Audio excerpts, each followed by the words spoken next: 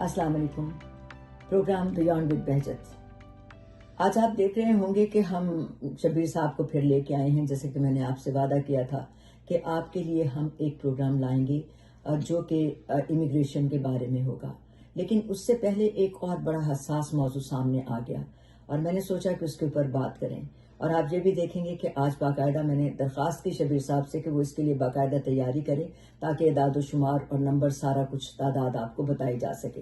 हुआ क्या है कि गुज़िश्ता दिनों अमेरिका में कुछ डिपोर्टेशंस का सिलसिला शुरू हुआ और उसका बहुत ज़्यादा असर जो है वो जनूबी एशियाई कम्युनिटीज़ पर भी मुरतब हो रहा है।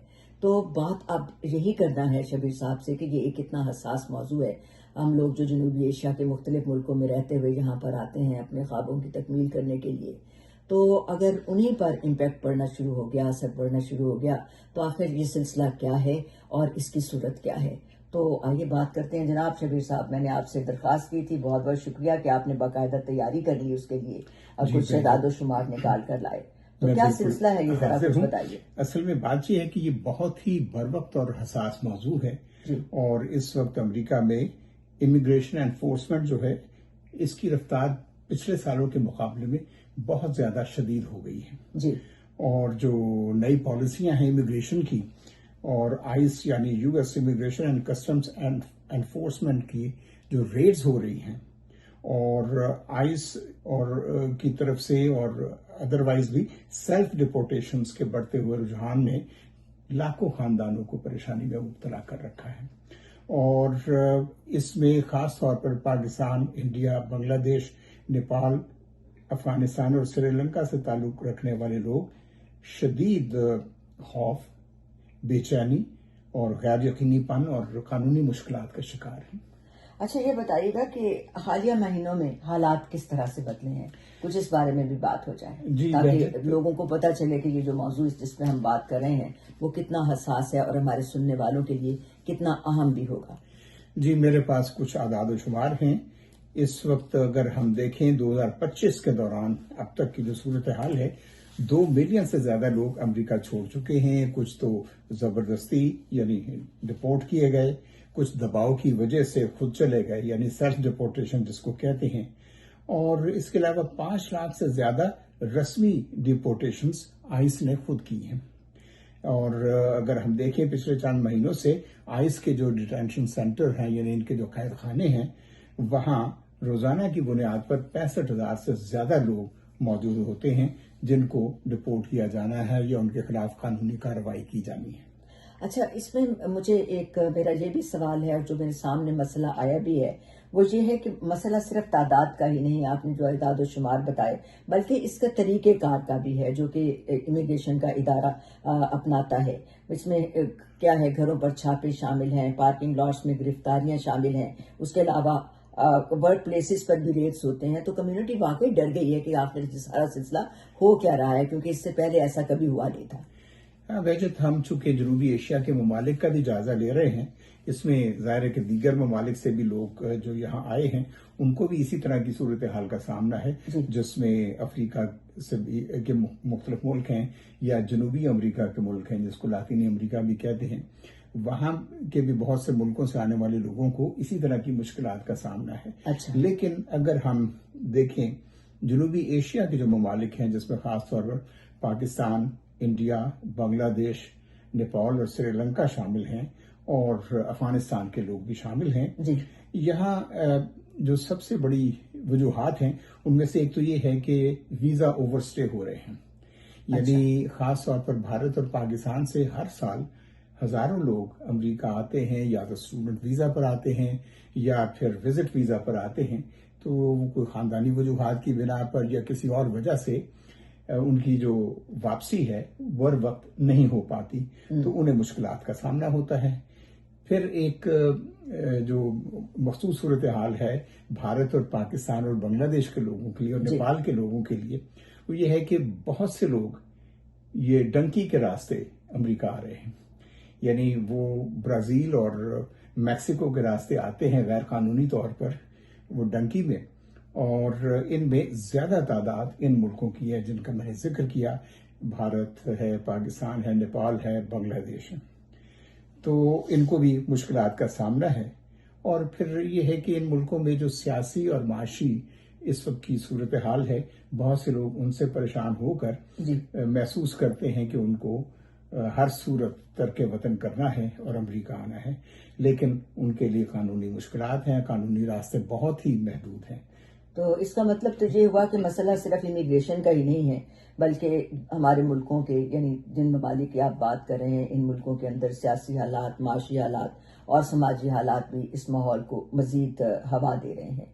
کمیونٹی کہتی ہے، جو موجودہ صورتحال ہے اس کو دیکھتے ہوئے کمیونٹی کا کہنا یہ ہے کہ بچے اسکول جانے سے ڈرتے ہیں، اسی طرح لوگ ہسپتال جانے سے گھبراتے ہیں، باہر نکلنے سے ڈرتے ہیں، اور کئی فیملیز جو ہیں وہ اپنے گھروں سے باہر نکل ہی نہیں رہی کیونکہ ان کو کئی طرح کے خوف ہیں۔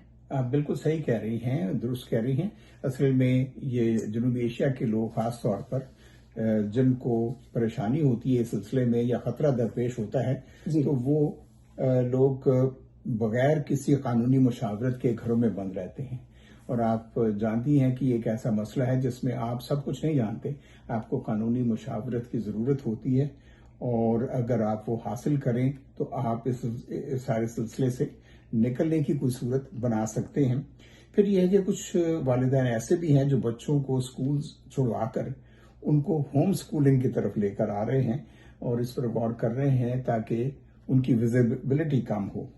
پھر یہ ہے کہ جو کاروبار اور دکانیں ہیں جو جنوبی ایشیائی لوگوں کی، جی وہ یہ کہہ رہے ہیں کہ ٹریفک کم ہو گئی ہے ان کے بزنس پہ، اور کیونکہ لوگ نظر آنے سے گھبراتے ہیں، ڈرتے ہیں۔ اور یہ خوف صرف امریکی معیشت کا نقصان نہیں بلکہ ایک انسانی المیہ بھی ہے۔ بالکل درست کہا۔ تو لوگوں کا اب سوال سب سے بڑا جو اس سلسلے میں ہو سکتا ہے، جو ہمارے سامنے بھی آتا ہے کہ ہمیں کیا کرنا چاہیے؟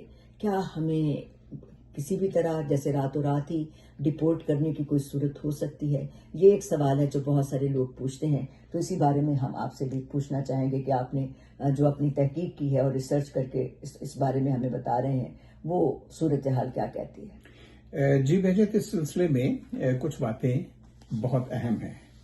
مثلا ایک تو یہ ہے کہ ہر شخص کو امریکہ میں ڈیو پروسیس کا قانونی حق حاصل ہے، یعنی ہر جو کارروائی ہے وہ قانون کے مطابق ایک پروسیس کے تحت کی جائے۔ جی اور اگر کوئی شخص انڈاکیومنٹڈ بھی ہے، یعنی غیر قانونی طور پر امریکہ میں مقیم ہے، اس کو بھی یہ حق حاصل ہے کہ وہ اپنا وکیل رکھ سکتا ہے، وہ عدالت میں کیس سنوا سکتا ہے، اور اپنے کیس کے دوران اگر زبان کی مشکلات ہیں تو انٹرپریٹر بھی لے سکتا ہے، اس کی درخواست کر سکتا ہے، اور پھر ایویڈنس دینے کا حق بھی اسے حاصل ہے۔ جی پھر دوسری اہم بات یہ ہے کہ اگر کوئی ریڈ ہوتا ہے، پولیس یا آئس کے لوگ آپ کے گھر آتے ہیں اور ان کے پاس اگر دستخط شدہ وارنٹ نہیں ہے، یعنی سائنڈ وارنٹ نہیں ہے، تو آپ کو دروازہ کھولنے کی بھی ضرورت نہیں ہوتی۔ اور پھر یہ ہے کہ کچھ جنوبی ایشیائی لوگوں کی اپنی کمزوریاں بھی ہیں، مثلا لوگ وکیل نہیں کرتے عام طور پر، یہ جو رجحان دیکھا ہے، جی اور زبان کی وجہ سے مس کمیونیکیشن بھی ہوتی ہے جس میں ان کی مشکلات بڑھ جاتی ہیں، اور پھر کمیونٹی لیول پر بھی ان کو غلط مشورے دیے جاتے ہیں۔ پھر کچھ لوگ جو ہے وہ جو ایجنٹس کے ہتھے چڑھ جاتے ہیں وہ بھی ان کو مس گائیڈ کرتے ہیں، تو اس طرح مشکلات میں اضافہ ہوتا ہے۔ اس میں سب سے اہم بات یہ بھی ہے، ہم اپنے ناظرین کو اور سننے والوں کو یہ بھی بتانا چاہتے ہیں کہ ایک سوشل میڈیا جہاں ہماری معلومات میں اضافے کا باعث بنتا ہے، وہیں پر کچھ اس میں چیزیں ایسی آتی ہیں جو کہ مس انڈرسٹینڈنگ کو بھی ہوا دیتی ہیں۔ تو اس لیے سوشل میڈیا پر جو بھی ریومرز آتی ہیں ان پر زیادہ دھیان نہ دیں، کوشش کریں کہ اس کے بارے میں کسی سے پوچھیں، جیسا کہ شبیر صاحب کہہ رہے ہیں، کسی وکیل سے مشورہ کریں یا کسی ایسے شخص سے مشورہ کریں جو کہ بہت عرصے سے یہاں امریکہ میں مقیم ہے، تاکہ وہ آپ کی مشکل کو سمجھ کر آپ کو بہتر طور پر مشورہ بھی دے سکے۔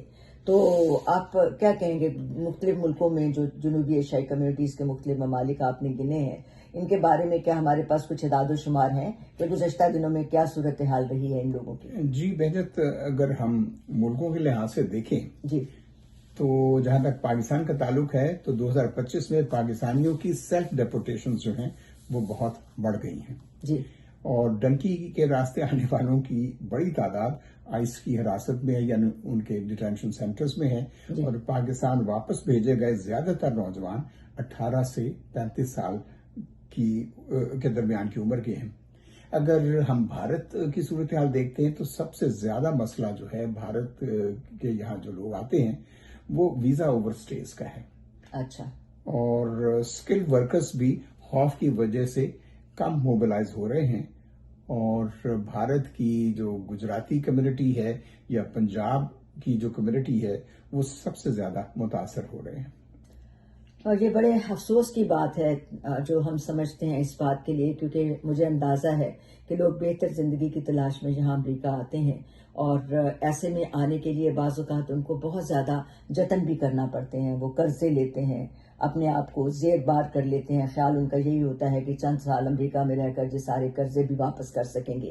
اور اس لیے جب وہ اس طرح واپس ہو جاتے ہیں کہ وہ کچھ کما بھی نہیں سکتے اور انہیں ایک دم جانا پڑتا ہے واپس اپنے ملکوں کو، تو ان کے اوپر یہ بوجھ اور زیادہ مزید جو ہے وہ ہو جاتا ہے. تو یہ سلسلہ تو دیکھنے کی بات ہے کہ اس میں آئندہ آنے والے دنوں میں اس کی کیا صورتحال ہوگی، اس پر بھی نظر رکھنے کی ضرورت ہے. اس بارے میں بھی کچھ ہے معلومات آپ کے پاس؟